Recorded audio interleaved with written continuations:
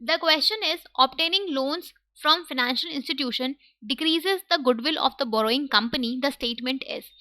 सी, जब भी हम बात करते हैं लोन फ्रॉम फाइनेंशियल इंस्टीट्यूशंस की, तो अगर कोई कंपनी किसी फाइनेंशियल इंस्टीट्यूशंस से लोन लेती है तो इससे हमेशा उस बोरोइंग कंपनी की जो गुडविल है वो कभी भी इंक्रीज होगी, ठीक है, वो कभी भी डिक्रीज नहीं होगी, वो हमेशा इंक्रीज होगी। बिकॉज ये जो आपकी फाइनेंशियल इंस्टीट्यूशंस होती हैं इनको स्टैब्लिश कौन करता है? सेंट्रल गवर्नमेंट या स्टेट गवर्नमेंट, राइट? इनको रेगुलेट कौन करता है? सेंट्रल गवर्नमेंट या state government, right?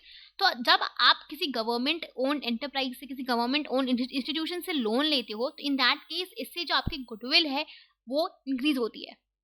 In case कि अगर आप किसी कहीं अदर सोर्स से जब लोन रेज करने, फंड्स रेज करने जाओगे तो इन दैट केस जो सपोज, जैसे एक एग्जांपल लेते हैं, अज्यूम करो कि आपने LIC से लोन लिया, ठीक है, आपको और फंड्स चाहिए तो आप चाहते हो किसी दूसरे सोर्स से, लेट्स से आप शेयर से या डिबेंचर से फंड्स रेज करना चाहते हो, तो इन दैट केस जब जनरल पब्लिक या जब जो भी डिबेंचर होल्डर्स हैं, जब वो आपके स्टेटमेंट को देखें कि आपने इस कंपनी से, इस फाइनेंशियल इंस्टीट्यूशन से लोन ले रखा है LIC से, तो जब, तो इन दैट केस ये जो आपकी गुडविल है कि हाँ आपने एक रिलायबल सोर्स से लोन ले रखा है, तो अगर इतनी बड़ी गवर्नमेंट की कंपनी, गवर्नमेंट की फाइनेंशियल इंस्टीट्यूशन आपके ऊपर ट्रस्ट करती है तो उनके लिए भी आपके ऊपर ट्रस्ट करना ईजी होगा, राइट?